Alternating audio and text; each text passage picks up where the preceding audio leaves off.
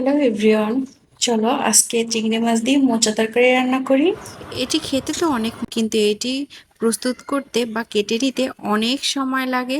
যাই হোক, খেতে ইচ্ছে করছে, এখন তো করে নিতেই হবে। আচ্ছা, তোমরা বলো তো এই খাবারটি তোমাদের কাছে কেমন লাগে? জানো, ছোটবেলাতে মা রান্না করলে এটি না খেতেই যেতাম না, হঠাৎ করে এখন ঢাকাতে আসার পর মনে চাচ্ছিল যে এই তরকারিটা একটু খেতে, তাই ভাবলাম করে দিই। আমি কখনো রান্না করিনি, এই প্রথমেই রান্না করছি। যাই হোক, অনেক কথা বলে নিয়েছি।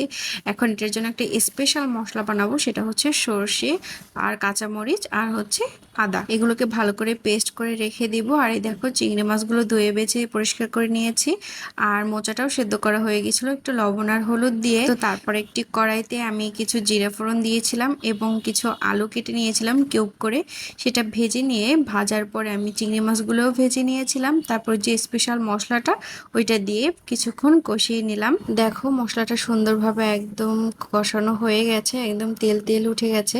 তো এখন আমি সিদ্ধ করা যে মোচাটা আছে ওটা আমি এখানে দিয়ে কিছুক্ষণ নেড়ে দিব। তো এখানে আমি শেষে এড করে দিয়েছিলাম কিছু চিনি আর গরম মশলার গুঁড়ো। এভাবে রান্নাটা করলে ভীষণ ভালো লাগে, তোমরা একবার ট্রাই করে দেখতে পারো।